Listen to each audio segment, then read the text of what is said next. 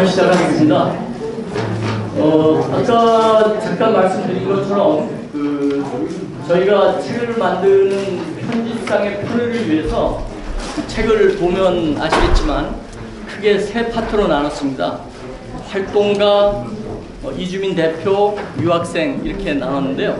그래서 그 토론을 일단은 그 나눈 것에 맞춰서 진행을 하도록 하겠습니다. 지금 앞에 앉으신 분들은 활동가로 분류된 그런 분들입니다.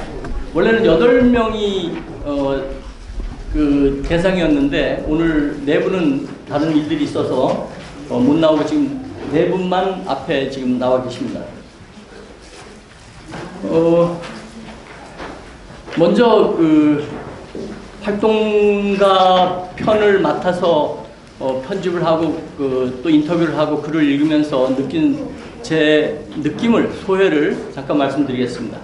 사실 이렇게 활동가로 분류하고 뭐 이주민 대표로 분류하고 이렇게 했지만 따지고 보면 모든 사람이 이주민 대표고 활동가이기도 합니다. 다만 앞서 말씀드린 것처럼 그 편집의 편의상 초점을 그쪽으로 맞춰서 이렇게 분류했다는 것을 이해해 주시기 바라고요. 저는 제가 그 21명의 인터뷰 대상자 중에 6명을 인터뷰를 해서 글을 썼는데 지금 여기 계신 분들 모두를 제가 인터뷰한 것은 아닙니다. 여기는 4명 중에 한 분만 제가 인터뷰를 직접 했고요. 제가 인터뷰했던 이 활동가에 포함되는 사람들이 몇 사람은 안 나오기도 하고 그랬습니다.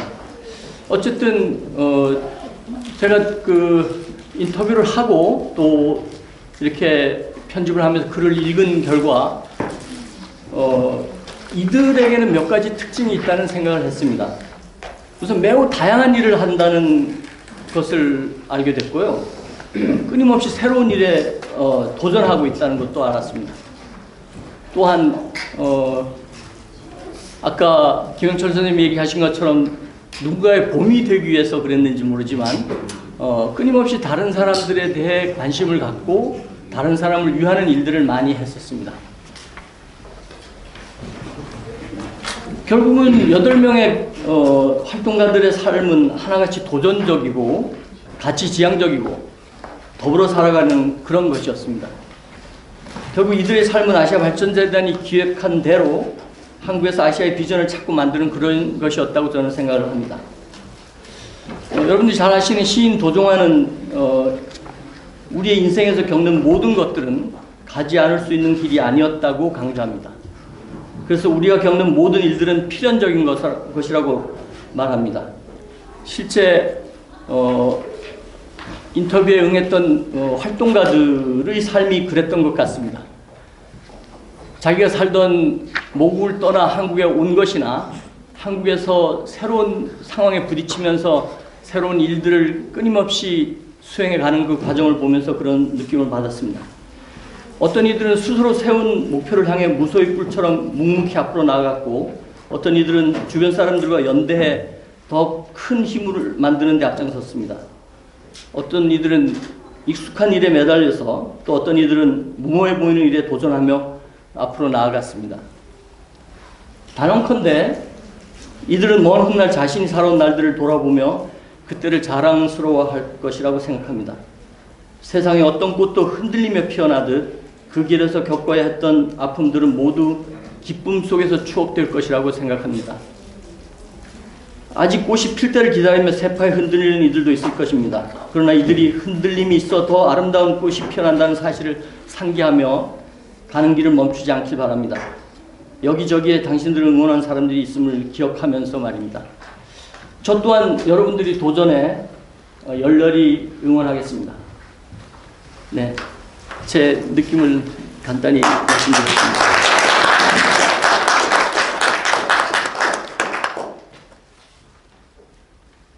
이제 본격적으로 앞에 계신 분들을 모시고 토론을 시작하겠습니다. 앞에 계신 4분을 중심으로 해서 이제는 얘기를 나누겠습니다. 먼저 최진수부터 시작하겠는데요. 앞에 계신 분들은 먼저 간략하게 자기소개를 하고 그 다음에 방청석에서 누가 질문을 하시고 싶은 뭔가가 있으면 질문해 주시면 좋겠습니다. 아니면 제가 먼저 간단한 질문을 하고 그 이후에 하는 것이 더 나을 수도 있겠습니다. 잘 모르니까 질문이 잘 안 되니까요. 그럼 그렇게 하겠습니다. 먼저 자기소개 하시면 제가 필요한 간단한 질문을 먼저 던지겠습니다. 네, 네, 알겠습니다. 네, 안녕하세요. 카자흐스탄 출신 제예진입니다. 사실 아까 여기서 나머지 안 계신 분들 소개 너무 잘해주셔서 저도 가만히 있으면서 저까지 이렇게 소개해 주시나 이렇게 기대를 했는데 직접 하라고 하셔가지고 네, 제가 사실은 이 책을 받아보면서 이 책을 만드신 분들한테 갑자기 화가 나더라. 화가 난 이유가 뭐냐면은 제가 사실 이때는 뭐 좀 이렇게 놀면서 설명 내지 않을까 싶었는데 근데 마치 이쪽에서 너 이젠 공작 못하겠다. 너 앞으로 열심히 살아라. 이런 식으로 이렇게 책을 내셔가지고 앞으로 이제는 공작할 수가 없습니다. 그래서 진짜 이렇게 앞으로도 이렇게 열심히 살 수밖에 없습니다. 그래서 말씀을 하시면서 여기 지금 모든 분들이 혼돈점에 다들 도전적이고 다들 열심히 산다고 말씀하셨는데 근데 제 개인적인 생각은 사실은 이렇게 활동 많고 도전하는 사람들이 약간 성격에 문제가 있어요. 왜냐하면 자기들이 항상 불만 많고 불만족스럽고 뭘 바꾸고 싶은 마음으로 계속 여기저기 기고 있어서 기니까 그래서 일을 저지르기도 하고 그래서 이 세상에 진짜 이렇게 자기가 뭘 많이 먹어놔가지고 바꾸고 싶은 마음이 있어서 계속 이렇게 도전에 나서고 있지 않을까 싶은데요. 그래서 제가 사실은 저한테는 이렇게 그냥 일상이고 제 인생일 뿐인데 그런데 누구한테 그때 임윤삼 교수님이 인터뷰 하시겠다고 해가지고 이부 다른 사람한테 알려줘야 된다고 하시는데 처음에는 제가 놀랐어요. 왜냐면 저한테 그냥 제가 사는 인생인데 하루하루 그냥 지나가면서 그런데 누구한테 제 인생이 또 흥미로울 수도 있다고 상상하지도 못했어요. 그런데 제가 원래 카자흐스탄 출신이고 코리안 4세입니다. 왜 코리안 4세냐면은 왜냐면 원래 카자흐스탄에 살고 있는 코리안들이 그 전에 아주 일찍 혼인을 해서 그래서 한 20대 뭐 10대 이렇게 혼인을 일찍 해가지고 벌써 100년이면은 벌써 5세까지 갈 수가 있잖아요. 제가 한국에 일단 정착을 한 지 벌써 14년 차인데요. 원래는 기자 출신이고 카자흐스탄에서 공영방송국에서 아나운서하고 BG하고 기자 활동을 10몇 년 동안 했고요. 그리고 나중에 제가 프리랜서로 일하다가 한국에 오게 되는데 한국에서 제가 모욕 회사를 다니면서 언젠가부터 사회 활동을 시작을 했는데 대한민국 협회가 있는데요. 여기 한국에서 그래서 그 협회에 제가 같이 일을 시작을 하면서 갑자기 보이지 않는 일들이 보이기 시작한 거죠. 그래서 그런 기계로 우리가 미디어 사람이라는 채널을 만들기도 했고 그래서 작년에 제가 또 이렇게 미디어 사람 보통 잡을 또 이렇게 설립을 하게 되었습니다. 일단 제 인사를 제가 여기까지 하고요. 나머지는 책 통해서 좀 알아봤으면 좋겠습니다. 네, 감사합니다. 저희 보고 짜증이 난다고 해서 깜짝 놀랐습니다. 그런데 아주 큰 칭찬이었다고 생각합니다. 결국 한 사람의 삶을 바꿀 수 있다면 그 사람은 큰일을 했다고 생각할 수 있다고 느낍니다. 그런데 실은 바꾼 것은 아니고 이 사람이 제예진 씨가 그동안 해왔던 그 일이 대단했는데 앞으로는 더 열심히 하겠다고 하니까 잘 지켜보겠습니다. 네. 이미 간단하지만 자기소개 속에서 나왔는데요. 최진 씨는 미디어 사람 협동조합의 이사장 역할을 하면서 한국에 와서 굉장히 다양한 일을 하고 있습니다. 또 해왔고 하고 있습니다. 대학 교수 역할도 하고 또 사업도 하고 언론인으로서도 역할을 하고 있습니다. 특히 대한고려인협회 부회장으로서 국내에 와서 정착하고 있는 고려인들의 미래에 대해서 굉장히 고민을 하고 많은 활동을 하고 있습니다. 특히 미디어사람 협동조합 산하에 미디어사람 채널이라는 유튜브 방송을 설립을 해서 그런 활동도 열심히 하고 있습니다. 우선 제가 먼저 그런 질문을 드리겠습니다. 한국에 있는 고려인이 대략 한 10만 명 되는 걸로 알고 있습니다. 네, 현재로서는 제가 얼마 전에 그 법무부 동기 자료를 확인을 해봤는데 월마다 거기 통계일보가 나오는데요. 그래서 현재는 공식적으로는 10만 3천 명 정도 이렇게 등록이 되어 있는데요. 그런데 10만 3천 명이면은 그러면 거기 동반으로 오는 그 미소년자들이 포함이 안 돼 있어요. 그래서 미소년자까지 포함하면은 제 파악으로는 한 12~3만 명 정도 이렇게 되지 않을까 싶습니다. 네. 여러분 잘 아시는 것처럼 고려인은 구소련권, 소련 시절에 소련에 살던 살던 이제 우리 민족을 고려인이라고 칭하잖아요. 지금은 대체로 그 소련이 해체돼서 11개의 CIS 독립국가연합으로 이렇게 나눠졌는데 그 여러 나라에 이제 흩어져 살고 있습니다. 대략 당시에 전체 고려인 수가 한 60만 명 된다고 했는데 그 중에 10만 이상, 12만 가까이 와 있다고 하면 굉장히 많은 수가 와 있다고. 네, 거의 5분의 1이 여기 한국에 지금 들어와 있습니다. 보시면 예. 됩니다. 제 질문은 이렇습니다. 그렇게 많은 사람이 와 계신데 사실은 단기간에 굉장히 많이 늘었잖아요. 그래서 이런 그 고려인들이 여전히 한국 정착에 어려움을 겪고 있다고 듣는데 가장 큰 어려움은 무엇인지 좀 얘기해 주시죠. 그리고 이것을 해결하기 위해서 어떤 노력을 하고 있고 또 노력이 필요한지도 좀 같이 곁들여 말씀해 주십시오. 어려움 중에서 하나만 집어달라고 하시는데 사실은 조금 어렵네요. 하도 많아가지고. 그런데 제일 먼저는 아마 비자 문제가 아닐까 싶은데요. 아직까지는 비자 문제가 있어서 왜냐면 H2는 하고 F4하고 그런 비자로 나눠져 있는데 그래서 잘 아시는 분이 아시겠지만 모르신 분이 모르신 분을 위해서 제가 간단하게 설명을 드리겠습니다. H4면은 그거 동포 비자예요. 그다음에 H2는 그것도 동포 비자지만은 하지만 그냥 일반 클로 비자입니다. 그래서 사실은 요즘은 CIS 국가 중에서도 약간 비자 관련해서 차별화가 있습니다. 러시아 국적 가진 동포들한테 18세 이상이면은 무조건 F4 비자가 발급이 되는데 나머지 중앙아시아, 우즈베키스탄, 카자흐스탄 등등 우크라이나 나머지 국가에서는 18세 이상이면은 또 다른 조건이 걸려 있어야 그거 받을 수가 있는데요. 예를 들어서 일단 무조건 고졸자가 안 되고 대졸자 이상이고 그 다음에 한국어 어느 정도 이렇게 등급이 있어야 되고 그 다음에 아니면 예를 들어서 65세 이상 등등 이렇게 그런 조건들이 걸려 있어서 그래서 다른 러시아 국적 아닌 자들이 비자 받기가 쉽지 않습니다. 그래서 차라리 러시아하고 똑같이 이렇게 비자 차별을 없애고 그리고 항상 제가 궁금한 게 있는데 18세 미만이면 그런 동포가 아닙니까? 꼭 성인이 돼야 동포가 되나요? 제가 태어나서부터 제가 한민족이고 똑같은 이렇게 한국 사람인데 제가 왜 꼭 이렇게 성인이 돼서 한민족으로 이렇게 인정받는지 아직까지는 저한테 의문인데요.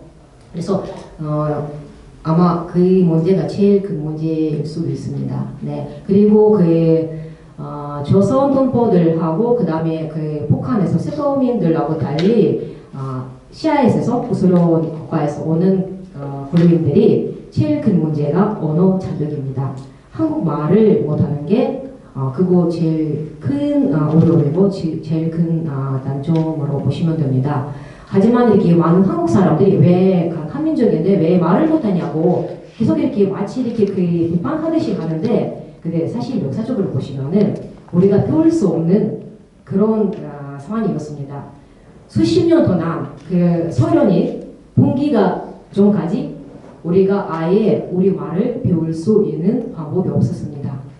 네. 네, 결국은 제도의 문제가 가장 큰 문제인 것 같고요. 또 언어의 문제도 있고 하니까 여기 그 동포 문제 또는 다문화 문제에 대해서 관심 많은 분들이 앞장서서 함께 문제 해결에 나섰으면 좋겠습니다. 혹시 지금 최진 씨가 하신 말과 뭐 이런 거를 가지고 혹시 질문하실 분 있나요? 제가 한 말씀. 네. 예. 저는 뭐 말을 안 하려고 했는데 아까 마지막 하신 말씀 중에서 우리 동포들이 우리말을 못한다는 사실에 대해서 굉장히 뭐랄까 위축된다고 할까 그런 느낌을 가지신 것 같은데요.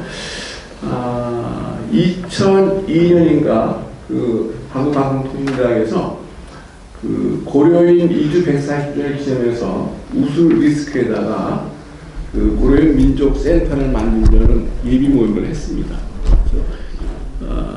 그때 노무현 정부 시절이었는데 외교부에서 돈을 얻고 나는 그 동북아 평양대라고 하는 NGO 단체가 있었다. 그래서 협력해가지고 지금은 우스리스크에 고려인 민족 그 센터 만들어져 있습니다.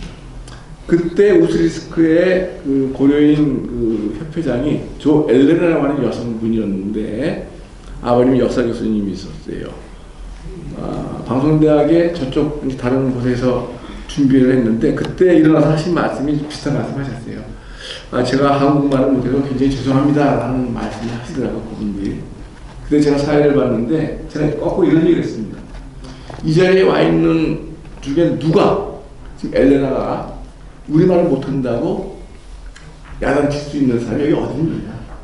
사실 그동안에 한국 사회가 고려의 동포를 소외시키고 또는 잊어먹고 있었던 것이죠. 그래서 지금 우리 최씨 말씀하신 대로 문제는 고려의 문제가 아니라 사실 저는 한국 정부 또 우리 민족의 문제라고 생각해요. 우리말을 못하시는 분은 전혀 미안하실 필요가 없고 오히려 우리 국가가 그동안 우리가 중앙아시아에 있는 고려인 우리 민족을 너무 잊고 있지 않았나 하는 생각을 합니다. 그 말씀 꼭 드리고 싶습니다. 네, 감사합니다. 예, 일단 시간 관계상 그러면 그냥 넘어 혹시 한 사람만 질문하실 분 있으면 더 받겠습니다.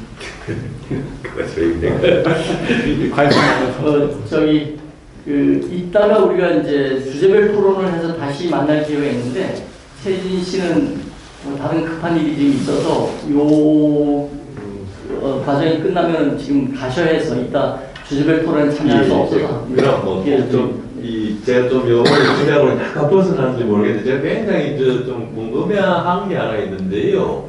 가령 구소련권의 CIS 지금 여러 나라 중에 특히 스탄 국가들 있잖아요. 우즈베키스탄, 뭐 타지키스탄, 키르기스탄 같은 스탄 국가들하고 카자흐스탄의 언어가 서로 러시아나 이런 거로 하지 말고 본토로 했을 때 서로 의사소통이 가능합니까? 원래는 나라별로는 물론 자기 언어가 있긴 하는데 그런데 그 소수민족들이 많이 사는 국가들이라서 그래서 러시아어는 그 서던 언어로 사용하고 있습니다. 원래 고유어로는 잘 의사소통이 안 돼요? 네, 안 됩니다. 네. 예, 알겠습니다. 예, 그러면 저도 그렇게 간단하거나 가시기 전에 아까 언어는 이제 사실은 배우기가 어려운 그런 시대적 상황이 있었던 게 충분히 얘기가 되는데 제가 보니까 한국은 옛날에 전통 문화들이 많이 사라졌는데 오히려 거기 계시던 분들이 전통 문화 쪽이 훨씬 더 뭐라 그럴까요? 뭐 계속 미지 발전돼 왔다고 들었는데 기억나시는 거 혹시 그런데 네, 잘 보셨습니다. 그런 걸 잘 보셨는데요. 근데 사실은 우리가 그렇게 모국하고 떨어져 살면서 유일하게 할 수 있는 게 우리가 손만 이렇게 한국 손이잖아요. 예를 들어 제시고 김씨인데 이름은 다 러시아 이름들이 대부분인데 근데 우리 집 같은 경우에는 우리 할머니께서 직접 이렇게 집에서 된장, 간장 직접 만드셨어요. 그래서 제가 그런 집에서 살았어요. 그래서 그런 집에서 자랐고 그리고 우리 집에서는 주식은 빵이 아니고 밥이었고요. 그래서 제가 사실 어렸을 때는 탈을 그렇게 살 줄 알았어요. 아닙니다. 네, 그건 아닙니다. 네. 그래서 우리 집 같은 경우는 우리 집만 아니고 우즈베키스탄에서 특히 거기서는 고려인들이 그런 문화를 많이 지켜왔습니다. 그래서 예를 들어서 채사, 그다음에 돌착돌, 그다음에 뭐지 한갑 그런 걸 이렇게 모시고 그때부터 옛날부터 지켜오고 있었습니다. 왜냐면 그거 말고는 우리하고 우리 민족하고 연결될 수 있는 아무것도 없잖아요. 그거 없으면. 네. 그리고 우리 조상들한테 아주 고맙게 생각하고 있습니다. 예, 그러면 다음으로 넘어가겠습니다. 그 옆에 있는 유영rum 씨에게 그냥 아는 순서를 제 순서를 하겠습니다. 유영rum 씨 자기 소개 간단히 해주시고 뭐 꼭 하고 싶은 얘기 한마디 해주십시오. 네, 안녕하세요. 저는 2006년도 대한민국으로 마이크를 조금 바짝 북한 이탈 중 위영금입니다. 항상 이런 자리에 있으면 제가 이제 조금 이렇게 주눅이 든다고 할까요? 예, 좀 그러거든요. 왜냐하면 여기 있는 모든 분들은 같은 민족이고 같은 언어를 쓰고 그래서 이제 자신들이 불편함을 얘기를 하고 그러는데 북한 이탈 주민은 돌아갈 고향이 없어요. 돌아갈 고향이 없다는 거는 자기 추억, 부모, 자식 이런 것과 단절이 된다는 얘기거든요. 예. 그래서 제가 저는 여기 와서 이제 일도 하고 여러 가지 일을 많이 했습니다. 참으로 이제 그럼에도 불구하고 대한민국에서 또 국적을 이제 받았고 그리고 나를 보호해 줄 수 있는 국가가 있다는 게 감사합니다. 예. 그래서 저는 이제 제가 이제 북한학을 공부하다가 보니까 이게 한반도 분단에 대해서 너무 이제 생각을 많이 했었던 것 같아요. 예. 그러면서 나에 대한 질문을 했습니다. 나는 도대체 누구인가? 그런 생각을 했고 제가 이제 두만강 시간이라는 이제 시집을 2020년도 이제 시집을 냈습니다. 그리고 이제 고향이 없으니까 돌아갈 고향이 없으니까 자기가 살고 있는 지역을 내 고향으로 만들기 위해서 제가 영인에 살고 있는데 그런 분들과 모여서 봉사활동도 하고 또 이제 음식 만들기도 하고 이런 일을 합니다. 또 다른 한 가지는 아까도 얘기했다시피 우리는 돌아갈 고향이 없기 때문에 추억과 또 자기 지금도 이제 북에서 가족이 있는 사람들 또 삼국으로 이렇게 중국도 거쳐오면서 아이를 낳지만 데려오지 못한 사람들 또 버려진 애들 이런 여러 가지 이제 아픔과 상처들이 있습니다. 그럼에도 불구하고 우리는 이제 자기구를 이제 쓰지 못했습니다. 자기구를 쓸 수 없는 분단 국가잖아요, 우리가. 그래서 이제 제가 행복요정문학이라는 이제 단체를 이제 기용리 단체인데 작은 단체를 만들어서 그걸 통해서 이제 글을 많이 쓰려고 합니다. 저는 그런 활동을 합니다. 그리고 저 시를 좀 준비하라고 해서 제가 시를 좀 예, 그거는 이따가 낭송할 수 있는 기회를 드리겠습니다. 예, 시는 이따가 낭송할 기회 따로 드리겠습니다. 이상 제가 제 소개는 여기까지 하겠습니다. 예, 유영rum 씨는 스스로 말씀하신 것처럼 북한 이탈 주민의 일원이고요. 두만강변 어디 효령이 고향인가요? 함경남도 고원. 고원군이에요. 그렇구나. 근데 이렇게 시가 두만강을 견주어서 쓰는 시들이 많이 있어서 혹시 효령 쪽인가 이렇게 생각을 했는데 어쨌든 한국에 오기 전에 중국에서 그 남편을 만나서 아이를 낳고 살다가 이제 한국으로 돌아왔습니다. 그래서 지금 중국 어디엔가는 아들이 살고 있다고 합니다. 그래서 그 그리움에 사무쳐서 살아가고 있다고 하는데요. 그럼에도 불구하고 한국에 와서 다양한 일들을 하고 아까 얘기한 것처럼 시인으로서 문학 활동도 하고 또 공부를 해서 북한학 박사학위도 취득을 했습니다.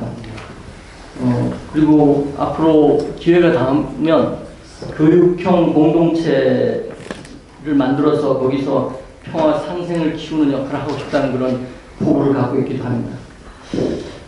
제 질문을 먼저 드리겠습니다.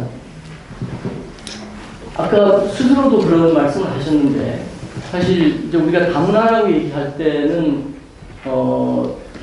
기본적으로 한국에서의 다문화는 한국 밖에서 온 사람들을 일컫는 것인데요. 근데 북한은 뭐 잘 아시는 것처럼 우리 헌법 3조에 북한 지역 전체가 우리의 그 영토로 되어 있기 때문에 사실 밖에서 우리나라 들어온 사람은 아니고 안에서 안으로 들어온 케이스여서 조금 다르기도 해요. 그다음에 그래서 다른 사람들과 달리 오자마자 일정한 절차를 거치면은 국적을 받게 되는 그런 과정을 거치는데요. 아무튼 탈북인 북한 이탈 주민으로서 이렇게 다문화 사회의 범죄에 이렇게 묶이는 것에 대해서 불편하지는 않나요? 애매한 질문을 또 제가 또 답변하기는 또 어려운 질문을 하시니까 답변하기는 좀 그렇지만 앞으로 다문화 사회를 계속 가게 되니까 다문화는 그 남북한 사람들, 그러니까 여기 한국 또 이제 다 지역 다른 사람들도 또 이제 다문화가 아니겠습니까? 제주도 사람들은 저희 사투리보다 제주도 사투리가 좀 심합니다. 네.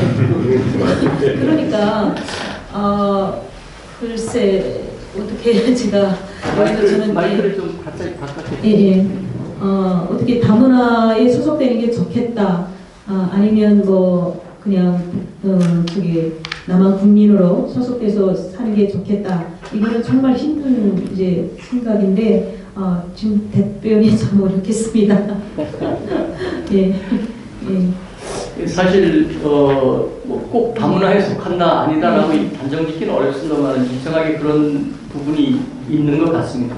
현재 한국에 와 있는 북한 이탈 주민이 약 3만 2천 명 정도가 되는데요. 나름 잘 적응하면서 살아가는 사람도 있지만 또 어렵게 살아가는 사람도 적지 않습니다. 사실은 뭐 이들과의 관계를 어떻게 만드냐가 우리가 미래의 통일을 만들어가는 하나의 그 과정이 될 수 있다고 생각합니다. 결국은 3만 2천 명에 대해서도 제대로 포용하지 못하면서 어떻게 남 통일을 꿈꿀 수 있을까? 뭐 이런 얘기가 되는 거겠죠. 제 얘기는 정리하고 질문하실 분 있으면 기회를 드리겠습니다. 예. 네, 안녕하세요. 저 인도에서 온 프레미입니다. 제가 지금 한국 분들이 얘기하고 계시는데 제 생각에서는 북한인지 사우스 코리아 둘 다 똑같다고 생각했는데 지금 두 분이 얘기하고 보니까 사이가 많이 멀어진 것 같아요. 그래서 어떻게 느끼세요? 저는 이게 North Korea, South Korea, the same 민족이라고 생각하고 이게 what is the boundary만 있는 것 같는데 이제 차이가 많이 있는 것 같아요. 그래서 또 여기 계실 때 어떻게 느끼세요? 한국 사람처럼 느끼지 않아요? 여기서? 일단은 언어가 같으니까 이제 같은 민족이다 이런 건 강하죠. 그리고 이제 다문화에 소속된다고 생각하면 마음이 좀 덜컥 내려앉는 게 있어요. 우리는 외국 사람 취급을 받는다 이런 생각이 들거든요. 근데 차이가 많다는 게 우리가 이제 그 분단이 됐었잖아요. 그리고 북한은 사회주의 체제였고 여기는 이제 자본주의 체제라는 시장 경제를 하는 사회였고 그래서 가치가 이제 다르거든요. 그래서 차이라는 건 생각의 차이가 이제 많이 나고 그 다음에 이제 달라요. 뭔가 다르지만 그러나 이제 다르고 또 이제 또 참여를 받는다고 생각도 돼요. 그렇지만 한편으로 또 생각하면 북한하고 남한하고 경제력 차이가 40배 이상인 차이가 나거든요. 근데 경제력 차이는 또 문화의 차이가 나요. 문화의 차이가 많이 심해요. 저 같은 경우는 북에서 일만 했거든요. 근데 여기서 공부할 수 있다는 거. 이것이 이제 문화의 차이를 이제 설명해 주는 것도 하지만 그렇지만 다문화에 묶이느냐 아니면 이제 국민이 되느냐 하는 거는 분단 문제를 해결하는 데 있어서 북한 이탈 주민이 그 디딤돌이 될 수가 있어요. 지금은 가는 너무 힘들고 고통스럽지만 저는 정말 북한하고 하면서 너무 고통스럽거든요.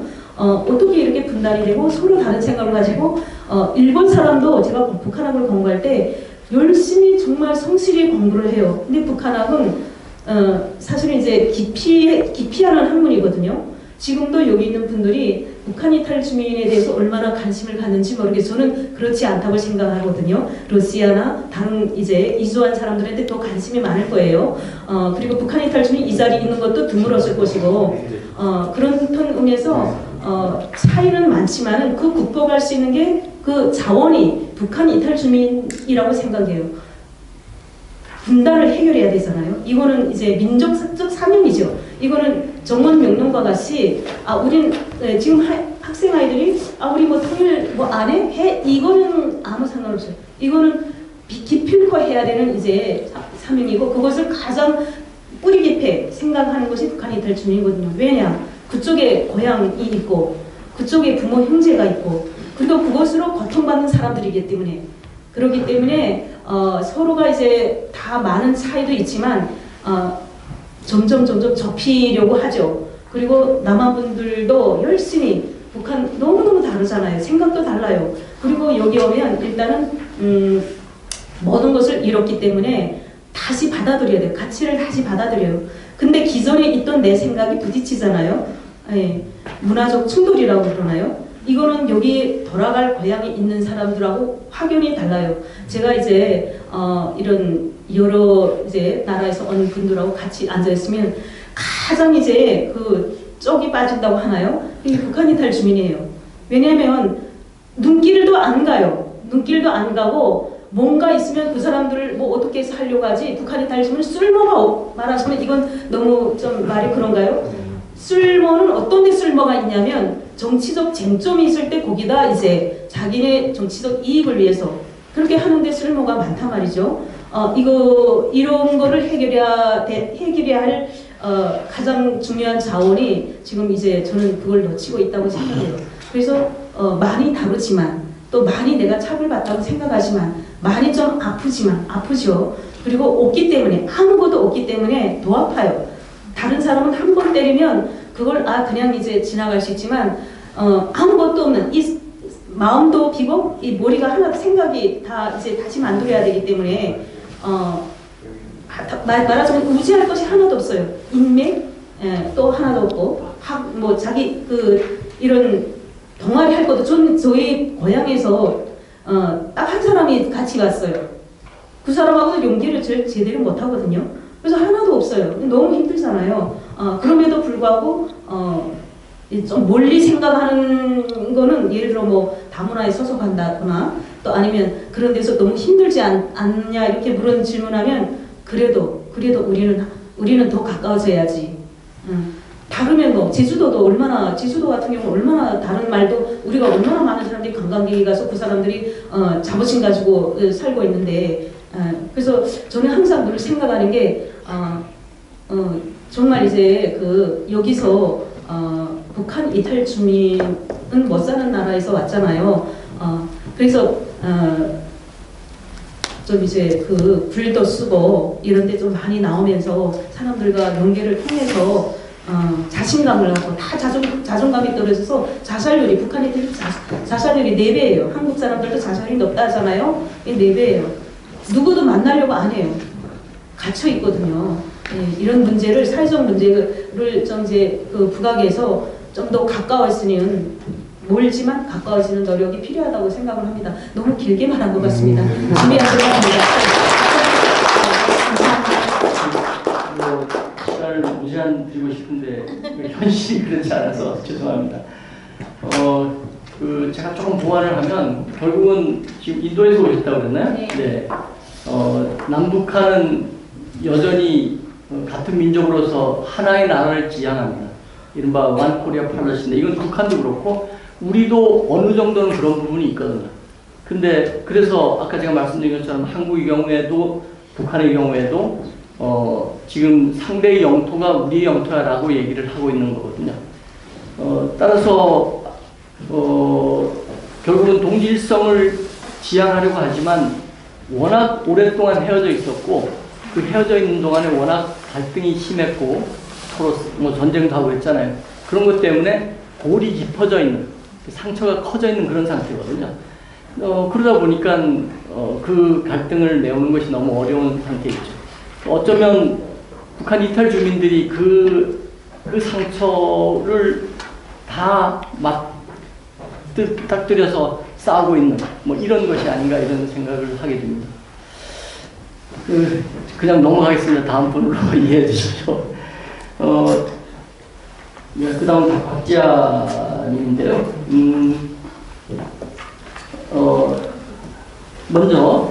먼저 본인 소개를 간략히 해주시고 또 하시고 싶은 얘기 간단하게 먼저.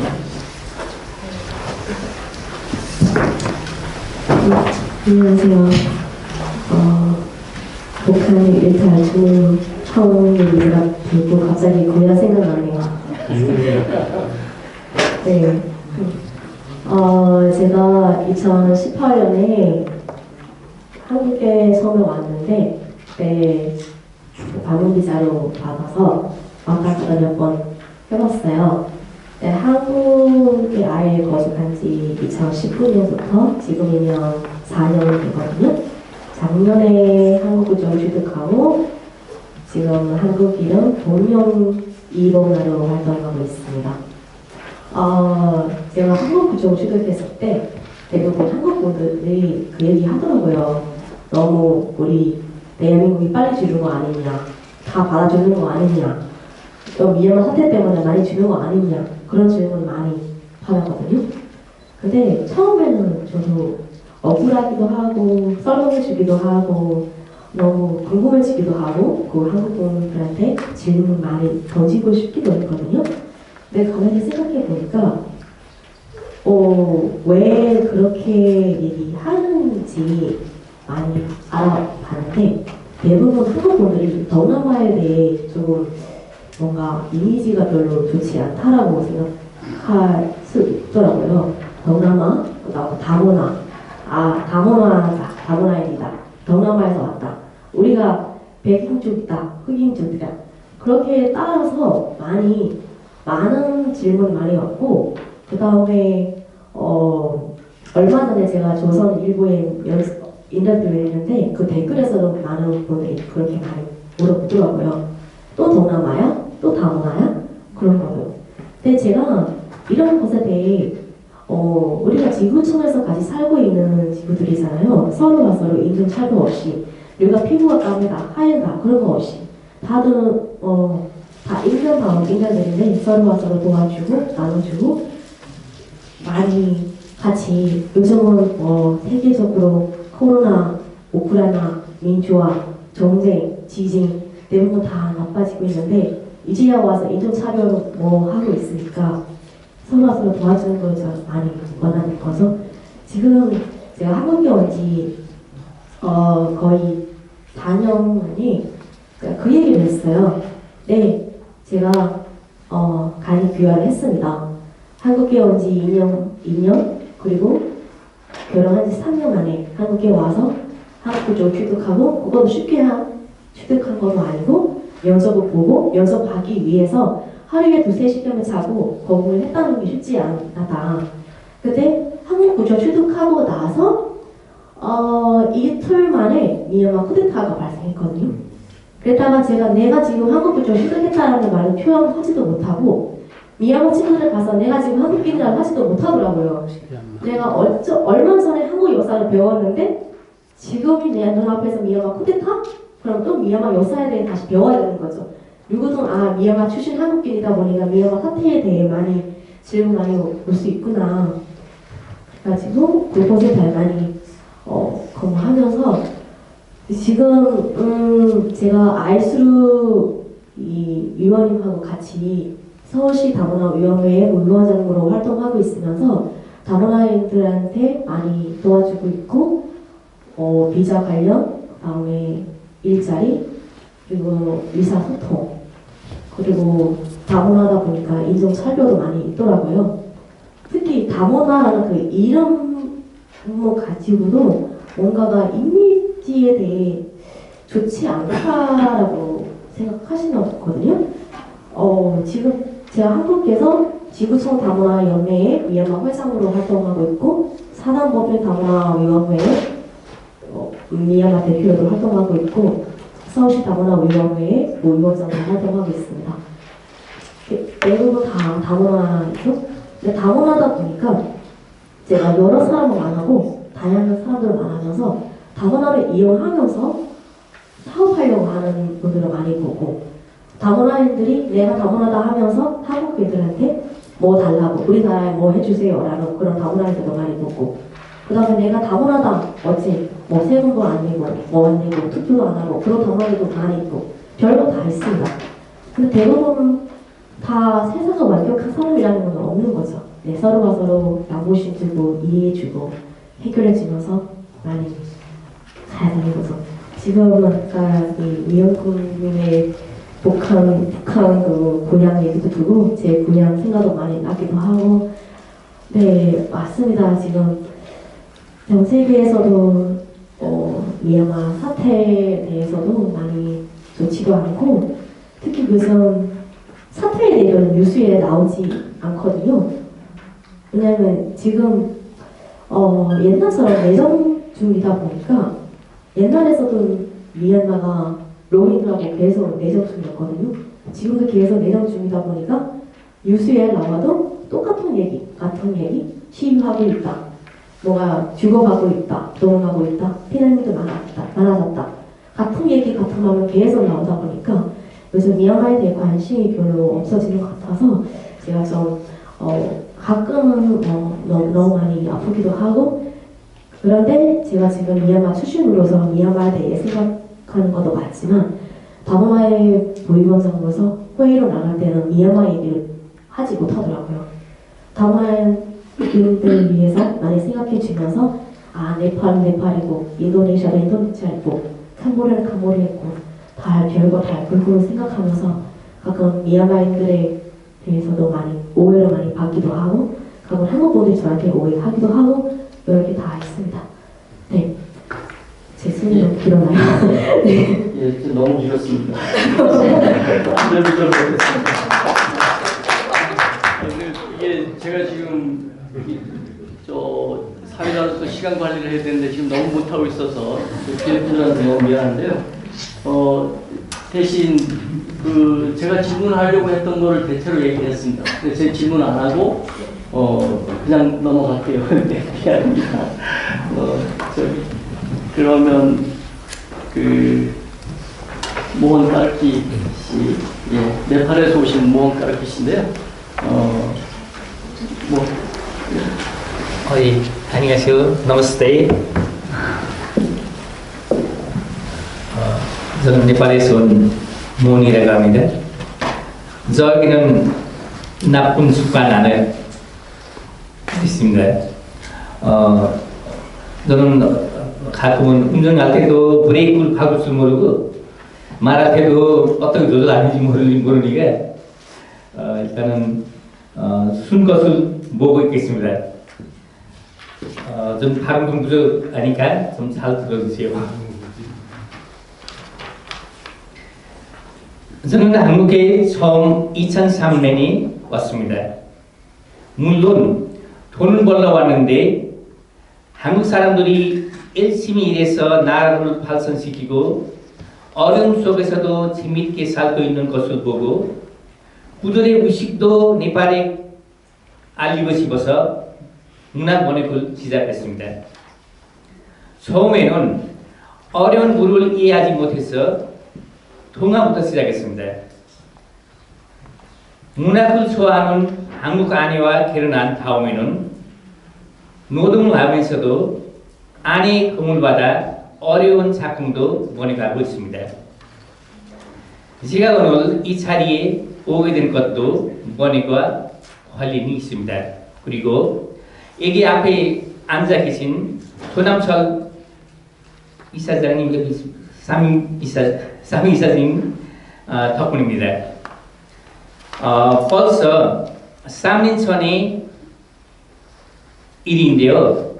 한국에 와 있는 네팔 이주 노동자들이 씨를 모아서 아니와 함께 번역을 하고 애기는 기계의 도시란다라는 시집을 출판했습니다.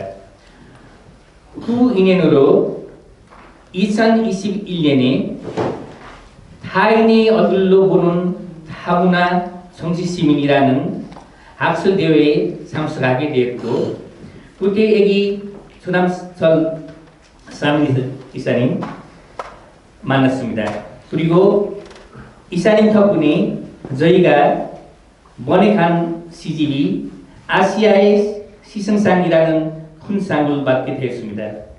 그것을 계기로 김영필 선생님을 소개받았고, 오늘 이렇게 한국에서 아시아의 비전을 찾다라는 묵군소대에 오게 됐습니다. 사실 이 모든 일은 아니와 함께 했기에 가는 일입니다. 오늘 이 자리에 아니와 함께 와야 했는데 주말에 사회통합 프로그램 수업이 있어서 아쉽게도 아니는 참석하지 못했습니다. 그렇지 않아요? 저도 근데 민정 있다고 했어요.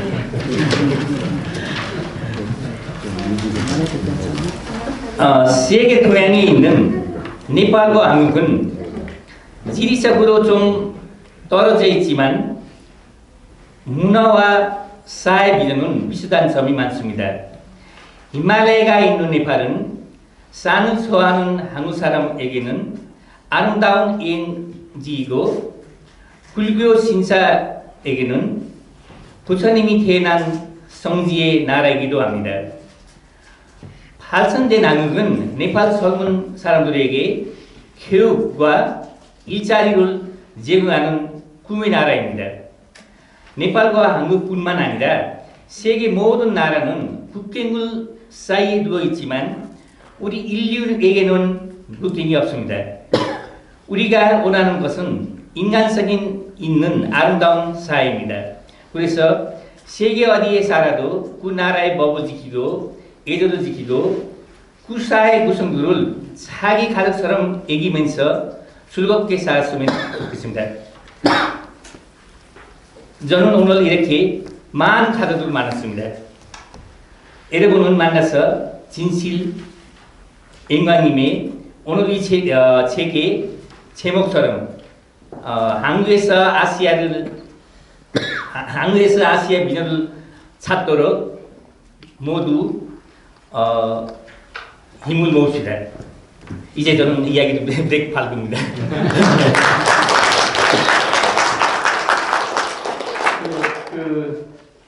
모원가르키 씨는 부인 이기주 씨와 함께 한국의 문학 작품을 네팔어로 번역해서 네팔에서 내기도 하고, 네팔어로 된 것을 한국에 번역해서 알리기도 하는 그런 번역 문학가입니다. 간단하게 제가 질문 하나만. 예. 책 인터뷰한 글에 보면 네팔인들의 행복 지수가 한국보다 훨씬 높다. 그런데도 많은 어려움이 있음에도 불구하고 한국에서 계속 일하려고 하는 사람이 많다. 이런 얘기를 했습니다. 그 이유는 뭐라고 생각하십니까? 제 생각으로는 이렇게 생각하는데 이게 맞는지도 한번 살펴봐 주십시오.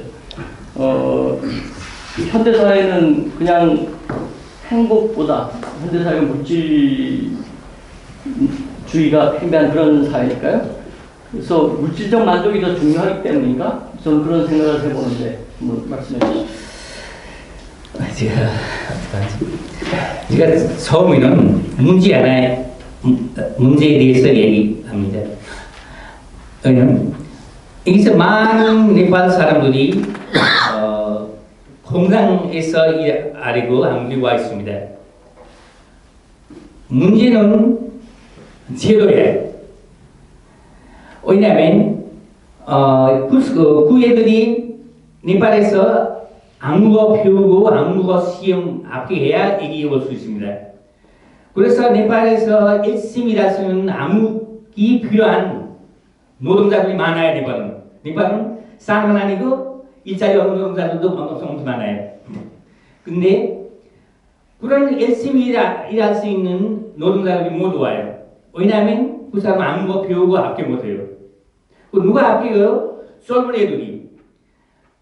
대학교 다녀서 열심히 공부해야 되는데 네팔에서 공부해도 뭐 일자리 없어서 공부할 필요 없어. 아무리 가서 돈 벌겠다 해서 열심히 대학교에서 열심히 공부 안 하고 열심히 한국어 배우고 학교에서 한국에 와요. 오는데 일하는 사람 아니에요. 사람이 시수고 꿈을 꾸고만 일을 안 하고 꿈만 꾸고 그런 젊은 애들 많이 오기 때문에 여기서 이 사람도 하고 한국 고등학교에도 문제 있고 그 사람도 문제 있고 그런 사람이 많이 있어요. 그래서 그런 시들은 이 사람들이 애기는 이게 것이라고 있는 집을 것이 많이 쓰고 그럼 너 막리발에 노력하지는 않아요. 왜냐면 어쨌든 잠시 일해야 돼요. 그래서 일해야 되는데 그런 무식이 좀 문제 있어요. 그래서 진짜 노동자 문제 아니고 진짜 노동자들은 네팔에서 일하고 한국에 못 와요. 여기서 좀 꿈 많고 뭐 하겠다 하는 대학생들이 와서 노력이 해야 되기 때문에 그런 문제예요. 저는 좀 다른 생각이에요. 어떻게 하시는지 모르겠어요. 굉장히 난해한 일인 것 같습니다. 한 분만 질문을 받겠습니다. 시간을 제가 너무 많이 써서요. 예, 더 길게 시간을 안 드리겠습니다. 없는 걸로 하겠습니다. 일단 그 활동가들에 대한 토론은 이것으로 마무리하겠습니다. 그럼 내려오시고 다음에는 이주민 대표님들 올라와주십시오. 이주민 대표님. 제가 네.